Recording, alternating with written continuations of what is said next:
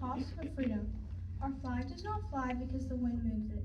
It flies with the last breath of each soldier who died protecting it. Unknown. What is the cost of freedom?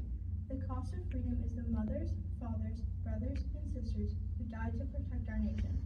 Millions of people go to sleep every night wondering when or if their loved ones will ever return. Many small children, confused children wander around mumbling mom or dad looking for them as they do not know they are not coming back.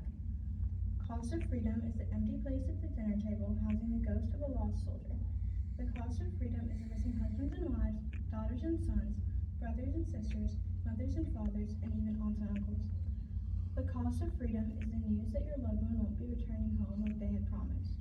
Memorial Day is to honor and remember the lives of the soldiers who died fighting.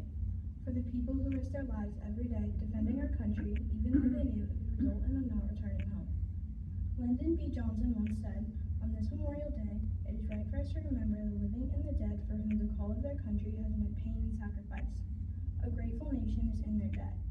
Memorial Day is often taken for granted. Most people are just happy to have a day off from work or no school. But the day means more than that. It is important to remember the soldiers who died and the families who lost them. A successful nation requires sacrifice and responsibility from those who enjoy and defend it. Memorial Day is about remembering the stories of the soldiers who died fighting to protect our nation. The cost of freedom is mainly borne by the individuals who fight to defend our flag. The cost of freedom is grieving families and lost relatives. People risk their lives every day helping you, and most of their efforts aren't even acknowledged. The cost of freedom is always high, but Americans have always paid the price. The path we will never choose is the path of surrender or submission. That is not what we have fought for. Our country owes a massive debt to those who have fought. This debt is one we will never be able to fully repay. Make sure to remember those who have fought on this last Monday of May. The cost of freedom will always be high.